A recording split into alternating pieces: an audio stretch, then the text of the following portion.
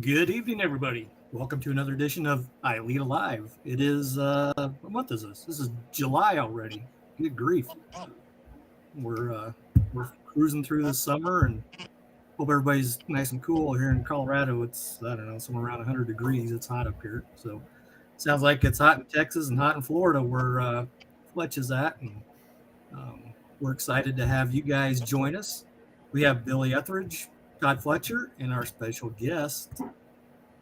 Who would that be? That's Fletch Fuller out of Florida. So, hey, Fletch, we'll get started and just tell everybody who Fletch is for those that don't know who you are. My name is Fletch Fuller. I'm an active duty law enforcement, 28 years with the Collier County Sheriff's Office down here in Naples, Florida. Before that, I was in the Army for about 7 years. Did some MP work and some other things. Got a chance to work with some really cool people and do some pretty cool things. And I got out and moved into civilian law enforcement in '96 down here with the Sheriff's Office. And around, I think, 98, I started getting involved in training for our agency. I always wanted to get involved in training, but I didn't want to be a pest, right? So I would kind of approach some of the people that were in the roles where they were in charge of training, and let them know, hey, I'm interested in helping out. If if you ever need any help. And of course, I got the go away, boy, you bother me. I had that idea about foghorn leghorn with a little chicken hawk. So I said, all right, no problem. Maybe there'll be an opportunity for me to kind of get into training a little bit later on. And I happened to luck out. I came into an in-service class one day, and the senior instructors were talking about what they were going to be teaching for the defensive tactics for that day. And I'd already been training martial arts, traditional and Brazilian Jiu-Jitsu. And I came in, I said, what are we doing today, guys? Just idle curiosity. And somebody said, well, we're looking at this piece of paper that was sent to us by a guy that used to work for us that went to the FBI. And the FBI is doing this, and he sent it to us, and we think we're going to do it too. But they were looking at the page, and they were turning it upside down and inverted and turning their head sideways, trying to figure out what the pictures were representing.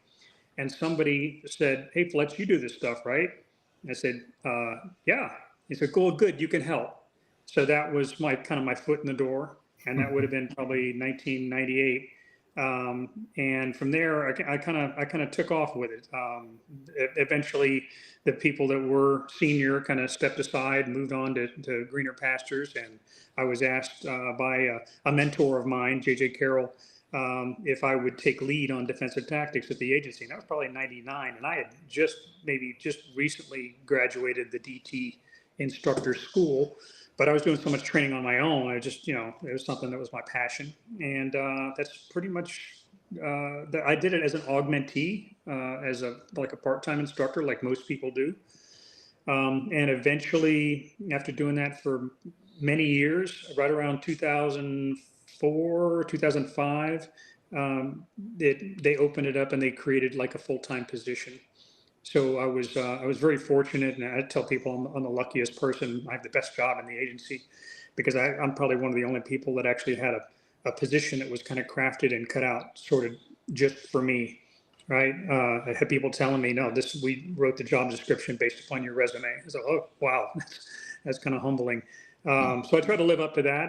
I don't just do defensive tactics. I was a master taser instructor for a long time, and OC spray, everything use of force related, some firearms as well, but that's never been my priority. You can only cast the net so wide. And I've always just kind of loved the hands-on approach. Now I'm getting a little long in the tooth. I'm starting to appreciate maybe, kind of rolling back a little bit and trying to coach instructors up to the point to where I can hand the torch off to them. But again, 28 years now, and I've probably got maybe another, if I stay the full ride, it'll be another 4.5 years. So that'll give me 32.5 years. I still feel pretty young. I'm still pretty active I'm on the mat recreationally a couple of days a week. And I said, I'm still having a blast. So I said, I'm one of the lucky ones. So the people that can get a little jaded and start thinking about how this place isn't what I thought it was, and I'm not real happy. I'm still having a blast. So I'm pretty lucky. Good for you. You know, my passion has always been in the mat room for many years, and the older I got, the more my bones wasn't appreciating that mat room, so I had to find something else. But I do. I truly, if my body wasn't aching, I would still be doing that. I do it a little bit every once in a while, but I would be doing that full time if I could. Yeah. Love doing that stuff. No, Um, I'm still having a good time with it. One of the things that we've been working on, and I've been trying to do it for a long time, and then I started seeing a lot of other agencies doing it. Now, we've been a pretty progressive agency, but there's only so much that you can push from within, and being able to mingle with people at ILEETA and ILFE, like I've hung around with Todd, and being able to kind of sponge ideas off them and try to take them back and show them, hey, listen, I'm not just going to these conferences and drinking beer and hanging out. I mean, sometimes we do that too. But most of the time, I mean, the conversations that we have are literally they're work related stuff. They're about polishing our craft and learning from each other, learning from each other's mistakes. And one of the things that I've kind of drawn on is I think in 2021 there's a guy up in Marietta, Georgia, that instituted for lack of a better word, a jiu-jitsu program for cops. And the pitch was that they were going to take people that were right out of the academy, and as part of their FTO program for however many weeks, 10, 12 weeks, whatever it happens to be, that they were going to get them involved in training jujitsu. And depending on your perspective, you may look at that and say, oh, they don't need to be doing that, whatever.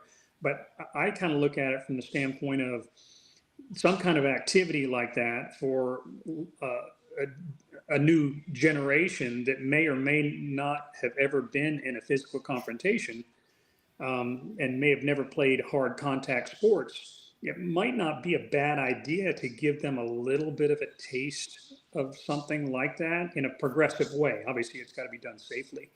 Anyway, I saw what they were doing in Marietta, and I've been pushing on this for a while. And finally, some of our neighboring agencies started doing it before we did. And I was able to get some ideas, and I brought it back to my boss, and we're able to kind of get this thing up and running. So for the past 3 months, and this is kind of my latest project, is to have a program where I take people that are right out of the academy as part of their FTO program, and I get to see them like once a week or every other week, and they come in and they go through essentially what might almost pass as a regular commercial school jujitsu class. We do a warm up, and we do some type of physical manipulation or some type of maneuver, whether it's an escape or some type of control tactic that we think is high percentage. Something that my training obviously prepares me to do. Now, most of these agencies that are doing it are farming the program out to usually a local school, which is not a bad thing. It just means that it's easier because they can go to an existing class and jump in with, kind of an open enrollment type thing. In our case, because of that, I've been training for so long. My pitch to my agency was, listen, I can do this in house. I have the qualifications and the training. How about you give me a crack at it? And at least we'll have absolute control over the curriculum, as opposed to, sending them somewhere and kind of wondering, are they really learning what we want them to learn? And this isn't supposed to take the place of anything they learn in the academy. It's designed to supplement it and provide a foundation for it, because the material that you learn in the academy is it's by the numbers, and it's basics, and nobody tries to pretend there's anything beyond that. But it's always about, well, yeah, when you get to your agency, you should go try to find something to train. But when they come to you and they say, okay, what should I train now? Nobody really has an answer for it. So now we're kind of hoping that we do. So we've been doing this for probably about 3 months now, and it's the students that were involved in it love it. They love the contact. They love the problem solving. They love kind of getting sweaty and feeling a little bit challenged. And and then they're realizing how much they thought they knew, and then realizing that maybe they have a lot more that they have to learn. So I'd rather have that and have them, appreciate that they need to continue working rather than coming in and say, "Well, I graduated the academy. What more do I need to know?" And that sounds awesome. It sounds like you've got a lot on your plate and got a good foundation and base going with your program there at your police department, which kind of leads me into the question that I wanted to talk to you about. Is that I see that you're going to be attending and presenting at the Complete Combatant Conference. Could you share with people? Yeah, the Combative Summit. Yeah. The Combatives Association Summit. Yeah, Could you share with us what that is and what you're going to be doing? Yeah, I'm one of the cadre for it's an organization called the Combatives Association, and the guy that runs things with the Combatives Association, a good friend of mine, John Valentine. He's a military guy, and he put this together with another guy that's kind of a legend in the combatives community, a guy named Matt Larson. Matt Larson was was basically the father of the modern Army combatives program. So in the late 90s, when the Army decided to basically get involved in Jiu-Jitsu and getting away from the old hitting people in the head with a shovel and having a program that could be physically tested, much along the lines of the things that I was telling you about with our program. He started up the Modern Army Combatives program, and it basically provided a way for people to have like intramural competitions and different things like that. In any case, Matt Larson is a legend. He's presently, I think he's he teaches leadership, and he's also the chief combatives instructor at West Point. So John, working with Matt, and reached out to me and asked if I would be a part of the first one, which was last year. We had it down here in Auburndale, Florida. And he brought in myself and some pretty heavy hitters. My friend Craig Douglas, a guy named Guy Schnitzler, who is a federal officer. He works for DHS. Cole Miller, who is a UFC fighter, probably had more fights in the UFC than anybody that I can think of. Sam Ferguson was a cop up in Illinois. Cecil Birch, who runs his own jiu-jitsu school out in Arizona. A good friend of mine, Kerry Kato Murakami, who is another retired officer from near in Illinois. All those guys basically kind of were brought together, and the idea behind the Combatives Association is taking disciplines that are traditionally taught separately, like defensive tactics versus firearm versus knife skills and different things like that, and kind of putting them all together, because ultimately those skills have got to be integrated, and the ultimate goal is to make them seamless, to where, since we're always going into a situation like a Swiss Army knife, we basically bring everything with us. We need to be able to operate in that type of environment. The last couple of months, I've been circulating a lot of articles that I've been seeing as far as reports and YouTube videos where officers have become entangled and lost control of one or multiple of their weapons, either losing a taser, losing a gun. We had one of our officers get disarmed with a taser, I think, the day before yesterday, in a scuffle. And having that awareness that you have something on you that if you're not using it, you have to be able to protect it. And if you draw it or apply it at the wrong time, it just becomes one more thing that you have to defend, So in any case, the summit is kind of a gathering. It's I think a 3-day event. This year it's going to be in Biloxi, Mississippi, and it's September 20th through the 22nd. So literally, it's the weekend following ILEETA. So ILEETA, I think, is that whole week leading up to it. I think ILEETA ends on the 20th, which is Friday, in West Palm Beach. And then as soon as that's over, I'm going to be on the road and heading up to Biloxi and jump in with those guys. And aside from obviously the training benefit, these guys are just awesome. Another legend in the martial arts field is a guy named Kelly McCann. If you've never had a chance to kind of meet him or have a discussion with him, he's a lot of fun. He's a hoot. I mean, I'm used to seeing him on cover of Black Belt magazine and stuff like that, but he just fits right in. He's just a really down to earth guy, and this guys like to have a good time, and it's that whole event is an opportunity not only to train but just to hang around with a bunch of cool people. I think last year there was probably maybe a little less than 100 people, and we're hoping that obviously this year is going to be about the same. It'll be held at a kind of a smaller venue with breakout sessions that last like maybe an hour, hour and a half, with some breaks and stuff like that. But it's martial arts, but it's also what can we do with firearms, what can we do with knives and stuff like that, and in a fully encompassed, fully integrated environment. So I said it's a lot of fun. If anybody's interested in checking that out, I think they can go to Combatives Summit. That's COMBATIVES, and then another S for summit.com.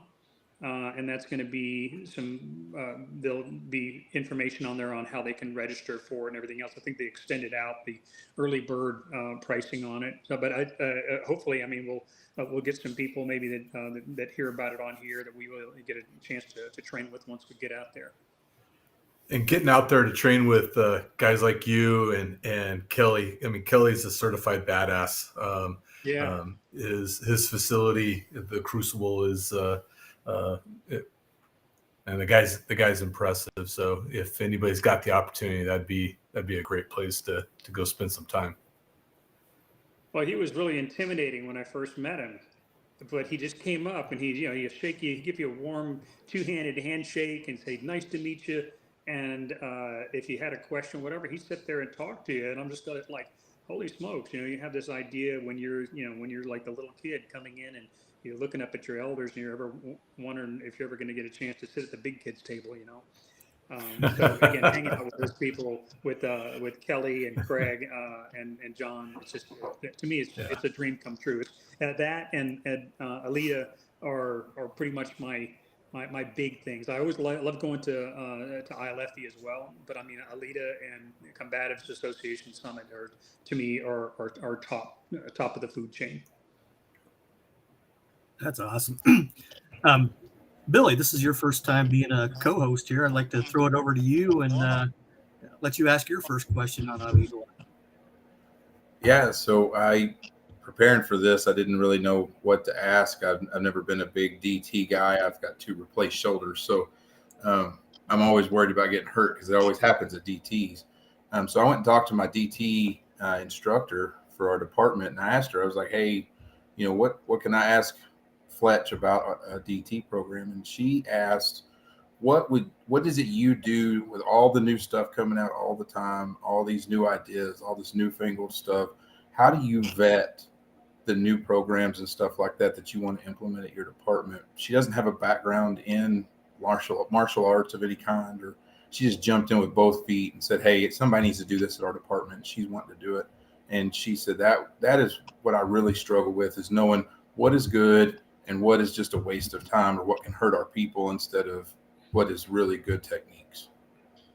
I would say probably one of the biggest things, and there's a couple of things that I do, and number one, I would providing that they have they're able-bodied, right? Because obviously, if you have physical limitations, things are going to be more difficult. But no matter what, you can always find a workaround. I would find some type of grappling-oriented martial arts school, whether it's judo or jiu-jitsu or MMA, something along those lines, and go in and talk to the instructor and see if there are things that you can learn from their program. If it's overly a sport-related program and they're doing all kinds of things off their back and inverting and all kinds of things that you would only typically see in a sport jiu-jitsu environment, you might have limited benefit to that. I mean, you'll get a good workout, but you may kind of get lost in the sauce, if that kind of makes sense. What I would suggest is to go try to get involved in something like that, to where anything that you're doing becomes testable. There is, I was reading an article the other day, and I can't remember where I saw it, but it had to do with the emotional connection to training, in particular, the hands-on tactics side of training, so DT. Having an emotional connection to it. Now, how do you establish emotional connection to it? Most of the time, we talk about having, putting people in scenarios and having people act out, playing, role players and stuff like that. Well, that's artificial. It's fake. It's acting. And if there's anxiety, it's because most of the time they're worried they're going to say the wrong thing or do the wrong thing or something like that. But as far as you don't really, you learn from either being embarrassed or being challenged. So the idea about the emotional connection is to put people into an environment, a training environment, where there's a risk of, for lack of a better word, losing, right? So it becomes competitive, and at some point you learn how to play a game. But in order to learn how to play the game, you have to lose a little bit, and that goes against some of the law enforcement training vernacular that we've been talking about for years. Like they say, never kill the student in a scenario, right?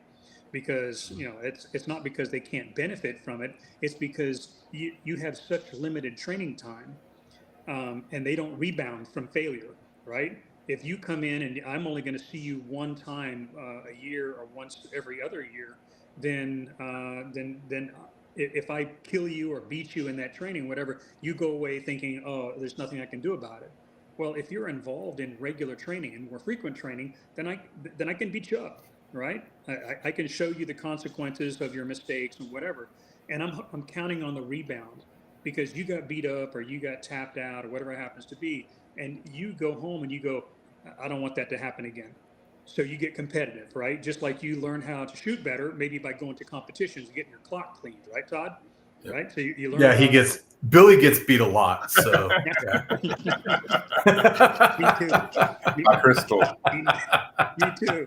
But what my point is to be exposed to competition, and because when you are on the mat with somebody who is not giving it to you, right? I mean, they're not just letting you do things. When they're actually putting pressure on you, there's an emotional connection to that, because you don't like it when it's happening, right? And you don't want it to happen again.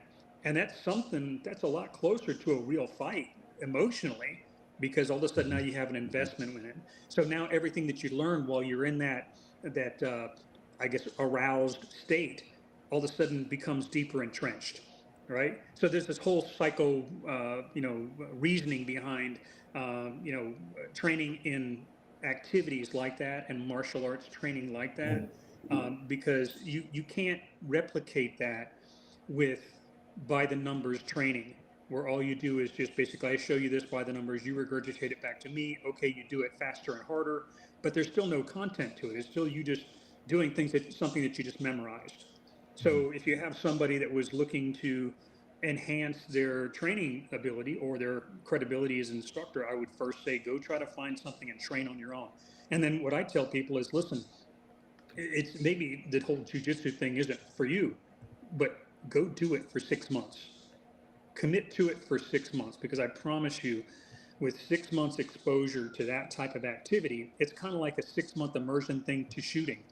Todd could make somebody a pretty amazing shooter if he got them on day one and they went back to him once a week for 6 months. I bet you he would have them tearing it up, right? But it's the frequency and the regularity that you getting into something that's going to test you and put you in that type of emotionally charged state. So again, that would be the first thing, right? So I know that's a lengthy thing, but that'd be the first thing that I would do to get people involved in it, because it also gives them a bit of a, lack of a better word, it gives them kind of a bullshit radar, so that when someone, can I say bullshit? Oh yeah. You're gonna censor me, get a beep beep. No, so it gives you kind of a BS radar. So when someone comes to you that maybe doesn't know anything or thinks they know something and they hypothesize something to you in class, you can kind of look at it and you can reason your way through it and you say, okay, that's probably not going to work. And they say, well, why not? I think it would work. It looks good on paper. And because you have that time, that credibility of pressure testing things, you can already kind of work your way through and say, I don't think that's going to work. But you know what? Let's try it. And by having the time on the mat, it's going to give you the confidence to go into it because you can already swim. So it's not a big deal if somebody pushes you in the pool, right? And the last thing, and certainly I know this is talking about the background on ILEETA, is to go to extra training and get an opportunity to get exposed to as much stuff as possible. And I can't think of a better place to do it than ILEETA. I've been going to ILEETA since I think 2012. I think 2012. I was either in Lombard, something up in Illinois. And I had an opportunity to go up there. I got in my first time as a presenter, got to shoot some video for Police One. And I've been going back ever since. I think I missed like maybe 1 year. I think I missed 13. That was 12. I think I missed 13. But from 14 on until like the 1 year that I had to miss for COVID, I've been going back every time. And being able to kind of, pick people's brains and hang out in the lobby of the Curio and compare notes on things, jump into people's classes and just generally hang out. I know you've said it over and over again. Brian, I've heard you say it. It's a great place to recharge your batteries. And that's what I like to do. I try to get there and just as a way to kind of get away from maybe some of the headaches associated with work and get there and just hang around with a bunch of like-minded people who are all just trying to get better and trying to share information. So I guess seek out a martial art that's going to pressure test. It's going to take care of a lot of it right there, and get as many training opportunities as possible. And when I say training opportunities, I mean go to really train. Don't just go to get a piece of paper, because I know there's a time and a place for that, I guess. But go and do things that you're interested in, and research the instructors. There's some instructors that I would go see. I don't care what they're teaching. Kevin Davis. All right, KD. If I don't care what he's teaching, if I see that he's doing a presentation, I'm going to be in there because I just love watching him teach. Same thing with Todd. He's teaching a class on the range, or he's teaching a class in the classroom. I'm going to jump in there because I want to see how he presents. I want to see how he fields questions. I want to see how he deals with kind of dilemmas that come up in class. I want to see how he deals with students that are being annoying or being a problem, because sometimes that there's been like once or twice that I've seen that over the years where somebody comes in and maybe they're not necessarily a good fit for the class. So I want to see how the instructor manages that problem as well. So I mean, you can learn a ton from ILEETA. That's probably one of the best things that I've done since I've been in LEO. Well, you gave a really good plug for the ILEETA conference, and I don't know. I know you're on your phone. Not sure if you can see it, but down below I got it scrolling. 251 days until the ILEETA conference. So those I wouldn't miss it. Book your hotel room now, and you will not want to miss this conference. I mean, every year it gets better and better. The instructors get better. The training gets better, and it's people go for the first time and said, I can't believe I haven't been coming years ago. Mm-hmm. It's really, really worth it. What I want to ask is, I've been on Colorado Post, the Arrest Control Committee, I want to say 16 years or so before I retired. And I've seen a lot of changes in the world of arrest control, defensive tactics. I remember when I first got on, and I think we had only 3 or 4 approved defensive tactics systems in the state of Colorado: PPCT, KOGA. I don't think 3 Fingers of Death was one of them, but it was eventually coming up.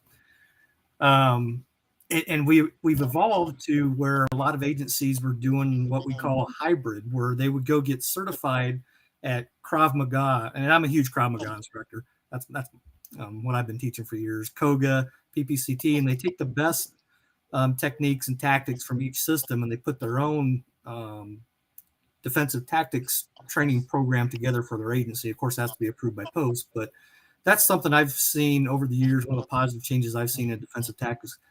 You had a longer history in defensive tactics than I have. What are some positive changes that you have seen in this world of defensive tactics?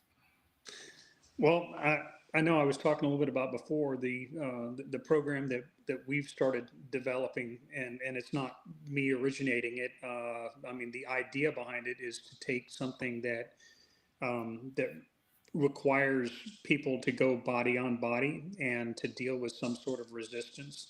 And I know some of the existing institutional programs that have been around for a long time, whether it's PPCT or some of the other programs.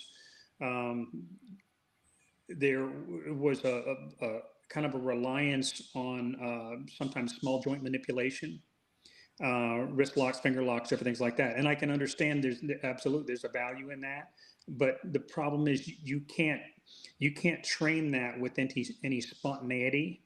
You can't train that alive because the risk is just too great. I mean, you end up all of a sudden, if Todd is my range guy, and I'm supposed to go see him on Wednesday, but Tuesday end up breaking a finger or something like that, and now all of a sudden I'm out training, right?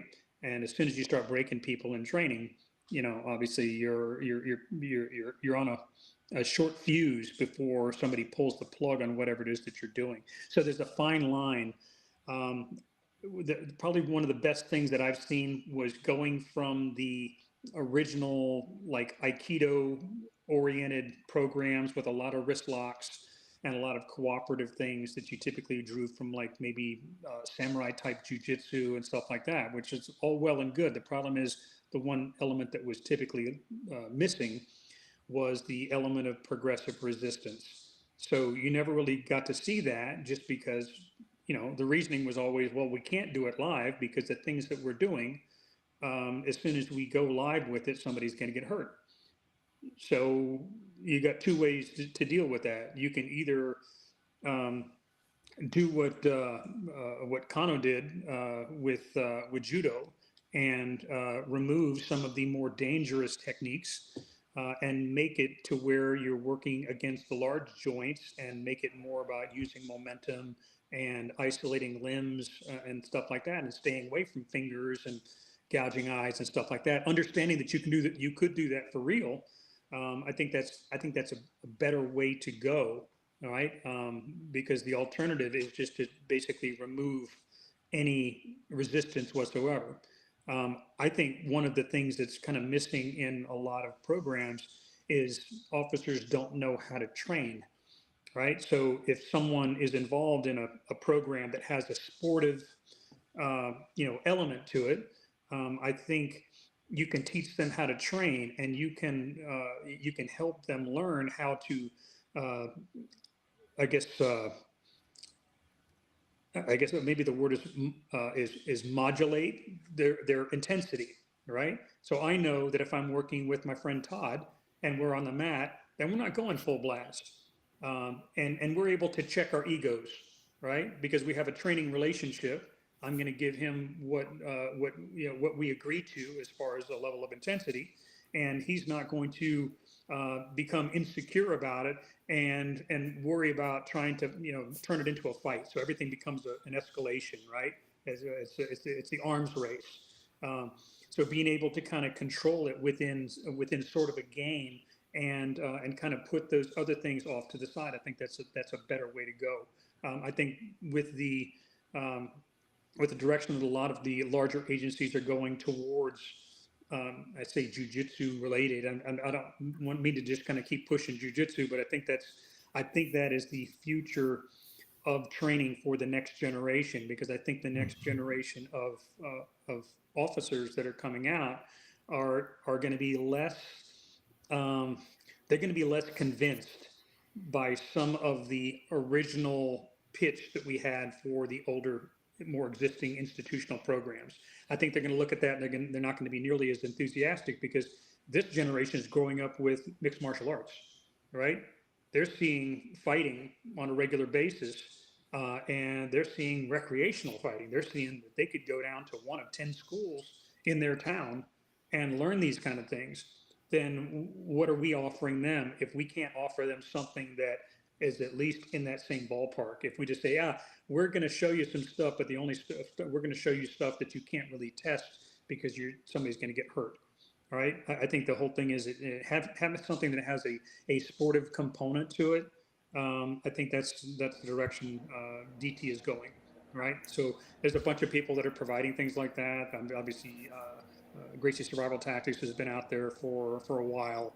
Horny and Gracie's grapple system, Hoist has got his own program. There's a good friend of mine, Chad Lyman, runs a program called Police Jiu-Jitsu. He's out in Las Vegas, Nevada. And there's a bunch of other people that are doing, programs that are solid, that are based upon provable concepts that are athletic, and don't try to make it like a mystical thing. Like, I'm going to show you some type of ancient Asian secrets that nobody knows. I'm going to show you these things that nobody's ever seen, because again, this next coming generation is looking at the UFC and they're saying, we don't think there's any secrets out there. We think that it's just basically you got to be able to fight. And if you can fight, then you can scale down that level of intensity. And I can manage a lot of use of force problems just with a basic adaptable skill set, if that makes sense. No, absolutely. Absolutely does. Joe typed in a question, has a two-part question, and I'll read it here because I know you got a phone, probably can't see that.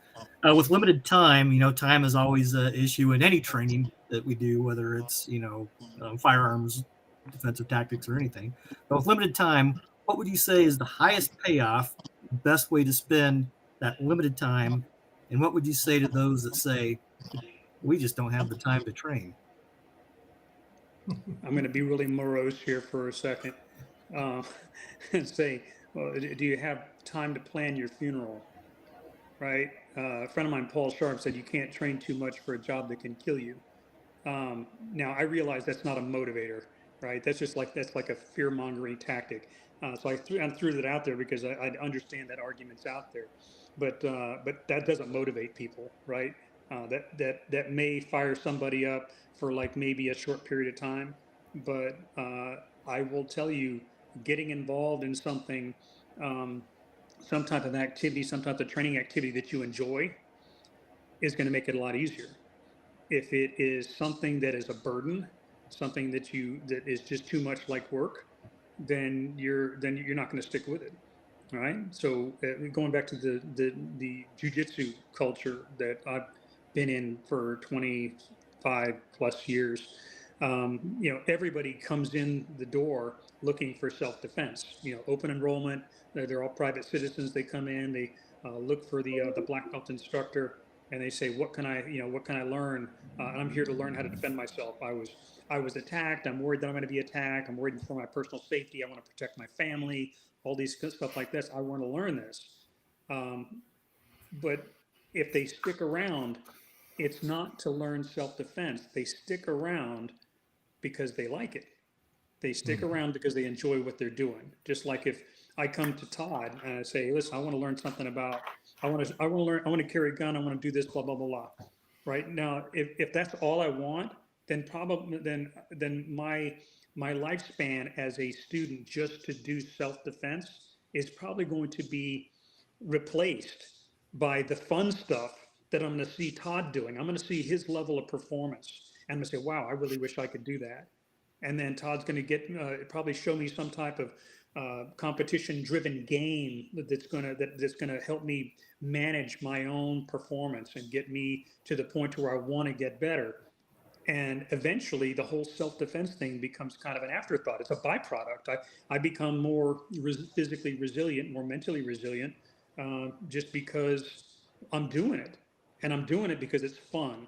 I'm doing it because I like the people that I'm training with. It has a social component. I want to compete, whatever happens to be. But the hard part is getting started in that, right? Because the people that never do that, never get in the door, never give Todd a call, never give me a call, are it just becomes one thing. Oh, I thought about doing that, but I don't.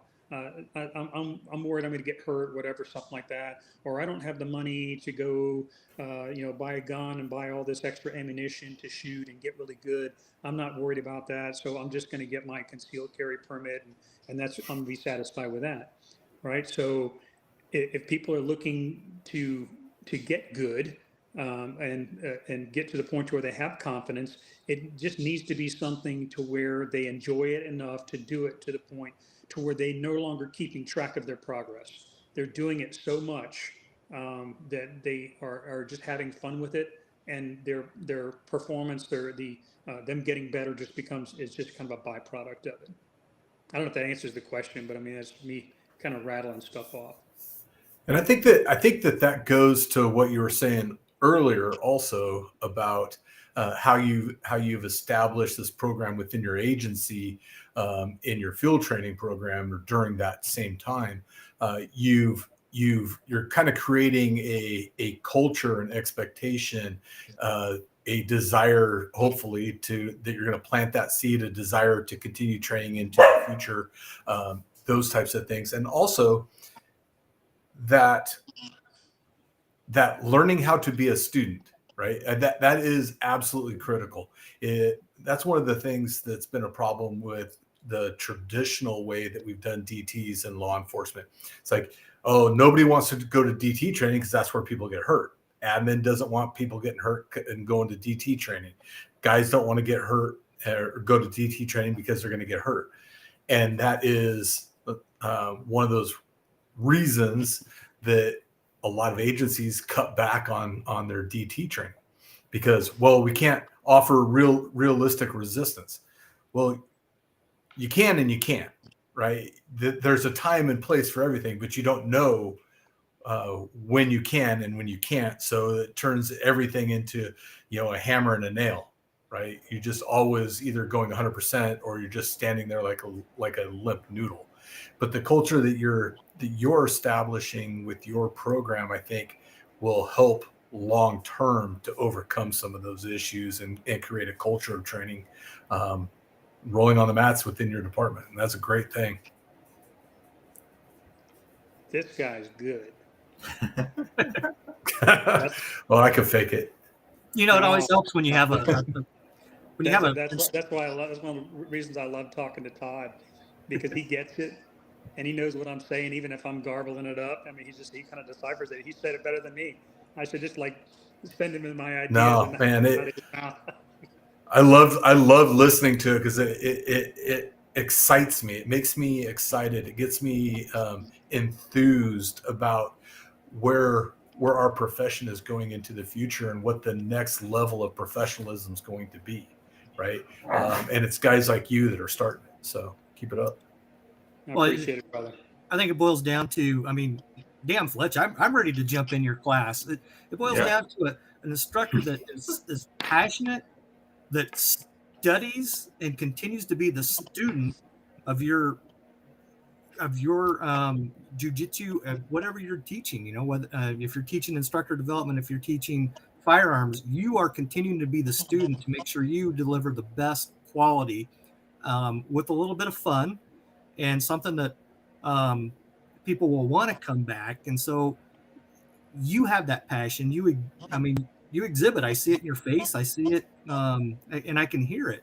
And I think that's what helps make training, especially defensive tactics, fun, is when you can pass the torch on to somebody that will be a good fit to, hey, everybody's want to go in his mat room and do his class and have some fun. So yeah, I think it's you're doing an amazing job, and I'm ready to jump through the computer and get on the mats with you. Come on down, the water's fine.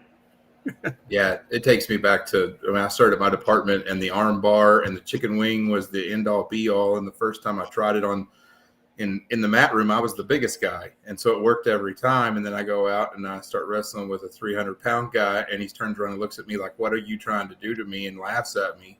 And I go back to my DT instructor, and he's like, "You just weren't doing it right." And you're talking about, going back and figuring out why it didn't work and finding new ways and that's exciting. That's one of the reasons I've been an anti-DT guy for a few years, but now I kind of want to go try it out and see what I can figure out for my limitations to make things happen. You know, Carrie I think posted Carrie had a great idea. Yeah, this is absolutely great. Is just have like an open mat session at the conference. Just everybody can roll around on the mat. We may be able to put something like that together. I just saw a previous note just before then. A good friend of mine, Kerry Murakami, he'll be there as well. He just posted the message before this one, and I met him for the first time at the Combatives Association Summit last year, and he does a lot of stuff with his company Rectitude Training. And one of the things that I love, I see him posting stuff on Facebook. He'll take maybe some video footage that's in the World Wide Web related to some sort of police problem, some incident, whatever, and he'll break it down into like the critical point during the incident, and he'll make stills of it and slow it down to a quarter speed and all those things like that. I was just picking his brain about it at Combatives Association, and then I spoke to him, and we discussed him teaching at ILEETA, and he was there last year. I had a great class. I think it was called Fighting to, for, and over the gun. It was like a 2-hour block. Really outstanding instructor. So again, anybody that's going to be at ILEETA as well, look up my friend Kerry Murakami. Definitely check that out. Yeah, good question, Carrie. Good comment. I know Carrie's into jiu-jitsu as well, so I think that would be a good session and be a lot of fun too. Lead the charge there, Fletch. I think that's a great idea. You'd probably have a couple dozen people that would show up and enjoy it. So, I remember I do something like that. I think it was my first or second ILEETA conference back in Wheeling. Frank Shamrock was there and put on a class. Yeah. And I remember seeing some of the veteran ILEETA members, Joe Troncalli and Larry Smith. I mean, they had some age on them, and they were out there in the mat room rolling around. I believe they were around late 60s, early 70s when they were doing this, and to see them on the mats rolling around. Almost as old as me. Get in there, Fletch. In there, Fletch. Billy, what you got? Well, just sitting here trying to absorb all this. I mean, this information. I don't have a background in defensive tactics, so I'm excited. I want to try going to some different things. I've always been kind of on the fence about jiu-jitsu. I've always heard about how good of a sport it is and how much you could learn, but I've never had anybody really talk to me about it. So I'm really excited. I may go out and look for a class to try out. My advice is to commit to 6 months. And then, because I've told this to people before, I said, listen, just try it for 6 months. And if you don't like it, quit. That's okay. Because within 6 months, you will learn a level of body awareness that you will never lose. And nobody will ever be able to take that away from you. So that's one of the things with the people that are going through this program that I'm teaching right now. I know that I only have them for a couple of months. I may only have them for maybe 8, 10, 12 classes max, as I'm only seeing them every other week. But I do know that the experience that I'm giving them, getting them on the mat, getting them dealing with positional problems, and getting them to work under pressure is something that is going to become deeply entrenched in their head because of the way we train, right? So already they know rough and tumble play, right? If they never wrestled as a kid or whatever, they're getting a taste of it. And all of a sudden, and they're going to remember those things a lot more than if all they did was just go step by step by the numbers in a static type environment, and then have somebody regurgitate it back to them, and they just kind of move on to the next thing, which is how traditional institutional training is typically done. But I would say, find a place that you like where people are cool, and just say, you know what, I'm going to do this for 6 months. Right? Or 5 months, or whatever you can manage, because any time on the mat is better than no time on the mat as far as I'm concerned. I want to throw one other suggestion in on that, especially when it relates to Billy, is take a friend.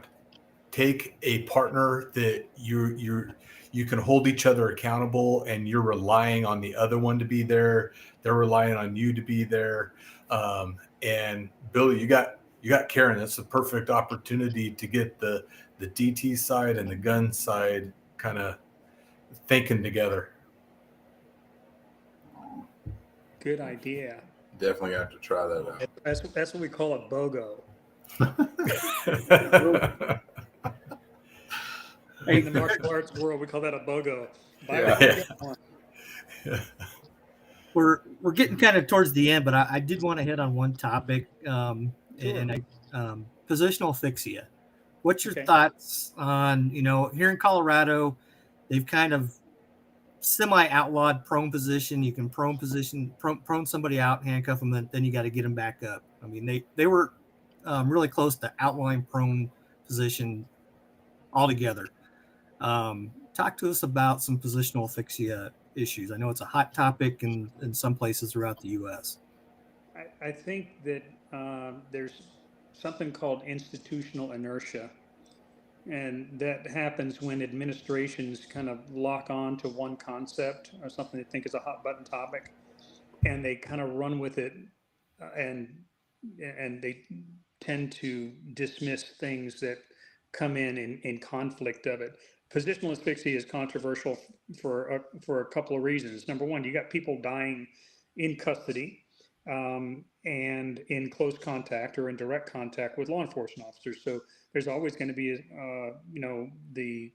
the idea that people are going to be pointing fingers. All I have is one dead guy here. The last person to touch him was you, Officer Joe. Therefore, by process of elimination, I have a homicide. I have whatever it is that you did caused the death of this person. So I mean, how do you argue against that? It's tough. And if you have to do too much legwork to justify holding on to some tactical positioning that you do in DT, then a lot of agencies are going to say, they're going to throw their hands up and they say, oh, what's the use? Let's just outlaw that. Do they really need that? How often do they actually have to wrestle with people? Can we do something else? I would say that when someone dies in custody, we need to look for deeper reasons than just a simple position. I think a lot of the times there may be a drug history or recreational stimulant drugs in their system, whether it's fentanyl or whatever, right? Whatever the latest thing happens to be that ends up being a central nervous system depressant, causes slowing breathing and stuff like that. Likewise, if anybody's ever had anybody in their family, like I had asthma when I was a kid, right? So I'm painfully aware of what it's like to not be able to catch your breath, right? Now, it doesn't mean my airway was blocked, but how many times have you heard Joe Blow, law enforcement officer, somebody says, I can't breathe. What is our typical response? If you're talking, you're breathing, right? Because when we equate I can't breathe, we're assuming that, oh, they can't breathe because they're giving the universal sign of choking, right? They have a blocked airway. But think about that kid with asthma. They're saying, I can't breathe. It means they can't take in enough air. Now, why is that? Is that because of physical pressure, or is it because of some other type of physiological thing that's going on inside of their body? So my philosophy on dealing with the positional asphyxia argument is to always say, number one, the jury's still out. There's all kinds of contradictory evidence to say that it's not a thing, but I don't know that it's not a contributing thing. And when I say that, I try to be careful when I say that, because I know some people get really hot about that. It's like either it is or it isn't. I said, listen, maybe this person's got some stuff going on in here where we need to handle them with kid gloves. Now that's tough when they're fighting, right? We can't, handle them with kid gloves and put no pressure on them and expect to be able to fight them into handcuffs. At some point, we're going to have to immobilize them. And the best way physically to immobilize somebody is to put them flat on the ground, either face up or face down, preferably face down, right? Because that's the only way we're going to be able to get the handcuffs behind the back. But sometimes on the way there, they end up in a supine position face up for a while while you're trying to figure out the best way to roll them over. I think the best practice is going to be a quick and efficient restraint process, and that means training. That means getting people to the point to where they're training enough to where they have a reflexive response to whatever the problem happens to be, and they can identify the problem. They look at this and they say, "This person's fighting me with their legs. He's pushing me with this arm, pushing me with that arm. What's the quickest way to get him into restraints? Because the quicker you can get him into restraints, the quicker you can get them into your recovery system or your recovery position, which is going to give them the best possible chance of survival, right?"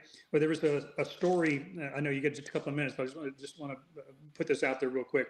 A good friend of mine just retired a couple of years ago. He was a canine officer in my agency for a number of years, and he supervised a shift in kind of a farm town in our community, right? And they get a call on a Hispanic gentleman strangling the crap out of his girlfriend, believing she's possessed by the devil, right? So all the district deputies go over there and they're ready to go hands-on. But they had recently gone through an excited delirium class that I had taught in INSERS. And somebody said, "Hey, we're going to go in and arrest this guy. We're going to put cuffs on him." And my friend who was supervising him said, "Hey, this looks an awful lot like that crap Fletch talks about in INSERS. Maybe we shouldn't be in such a hurry to go hands-on with them." I said, "Well, I hear about this after the fact. I wasn't there." And they said, "Well, nah, don't worry about it, Sarge. We'll go take care of it." He said, "Well, you know what? Nobody touch him. Where's the EMS?" "Well, the EMS is on the way." I said, "Well, listen, why don't we wait for EMS? Unless the situation deteriorates, and let's just set up a perimeter. Nobody touch him, right?"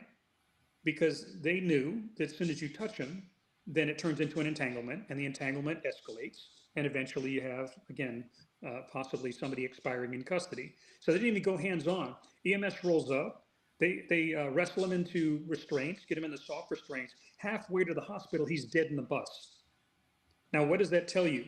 That tells you that they would have gone hands-on sooner and not simply set up a perimeter, because that's what we typically do. We see a problem, we want to solve it right now. They were thinking like, we'll wait on EMS. They would have been doing CPR on this guy on the side of the road when the ambulance rolled up. And then it's kind of a coin toss as far as whether this guy's going to make it. I believe in my heart, my friend gave them this guy the gift. He gave him the best possible chance of survival by rapidly transitioning to EMS, right, and getting him on the way to the hospital. We don't want anybody to die, but if they're gonna go, I think we would all agree that the best place for them to be is in medical custody, rather than with us being on top of them, simply thinking that we have somebody who has become compliant when we don't even realize they've stopped breathing. Right. So I think there's some positions that are maybe not helpful. I don't know that there are positions that are actually harmful. I don't know that body on body weight is especially harmful, but I don't necessarily think it's helpful. And I think the quicker and the more efficiently we're able to get the people into a control position, I think the better off everybody's going to be. And I think the safer it's going to be. I think it really ends up being is how efficiently can you get someone under control? And that would be my answer to that question. Appreciate that. That's a good answer. We could sit here and talk for a whole hour on this topic here, but I just wanted I'm to watching the clock. I'm like, I better cut this off. You're good. I just want to briefly hit on that, but we'll go around the horn here. Billy, any comments, questions, final thoughts for Fletch? No, I really appreciate you spending some time with us. It's nice to be reinvigorated a little bit when it comes to this kind of stuff. I spend my days on the range, and every time they bring up DTs, I'm like, I'd rather be out in the sunshine. But now I kind of want to go try it out and see what kind of new stuff I could do, because the older I get, the harder it is to fight somebody. Do it. But I really appreciate it, Fletch. Hey, man, it's been a pleasure. I'm looking forward to seeing you in St. Louis. Yes, sir. Todd, man, Fletch, thank you for coming on. It's good to see you again. I only get to see you like once a year, and so seeing twice your if you're lucky. Yeah, twice if I'm lucky. But it's good to see you again. And man, it's fantastic that you're here. Keep doing what you're doing. Keep spreading the word, because I think that what you're doing is absolutely critical, and it's important to the future of our profession and for our people. So thank you. Todd, thank you very much. Your words are an honor to me. Thank you very much. Fletch, this was another outstanding ILEETA Live.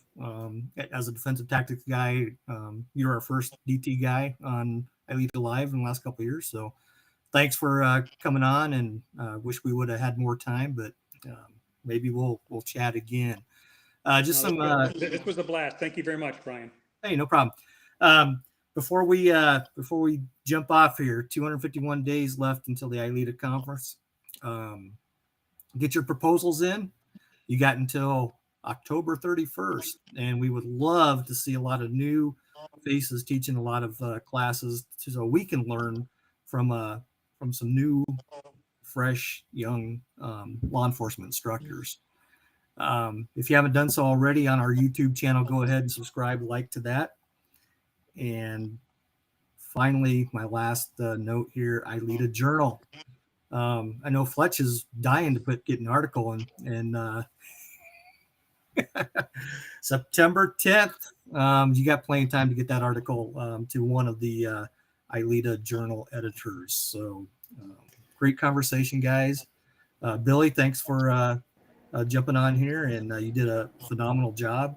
Todd, as always, great job.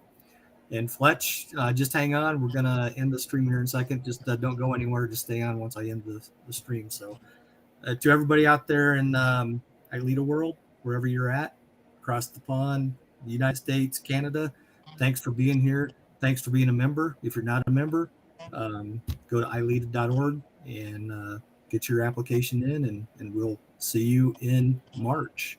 Have a great day, everybody.